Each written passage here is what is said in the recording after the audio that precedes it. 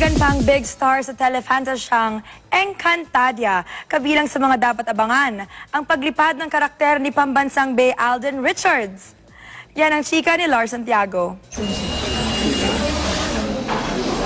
Mahigit isang taon nang hindi gumagawa ng soap si Alden Richards. Kaya naman kaninang umaga, halatang ganado siya nang dumating sa set ng Encantadia. Nakita na raw niya ang kanyang costume at naisukatan niya ang headdress. Kaya lalo raw siyang na-excite na makunan ang una niyang eksena.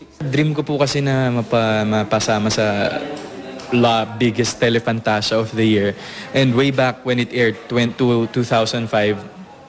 kasama ko po lagi yung family ko when watching Encantadia.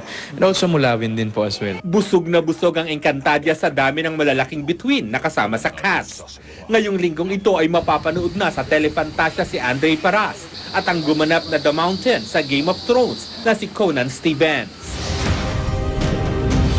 Si Alden naman, sabik na raw na makita sa TV ang gagampanan niyang karakter. Pati nga raw mga fans niya, sinasabing inaabangan nila sa Encantadia ang pambansang Bay.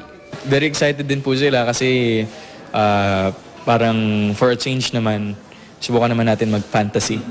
Fantasy para tingnan natin kung ano yung makikita natin. Sinabi na rin ni Alden kay Maine Mendoza na lalabas siya sa Encantadia at natuwa nga raw si Meng. Umami naman si Alden na namimistan niya si Maine na nasa Amerika at sa weekend pababalik. Oh, syempre naman dito.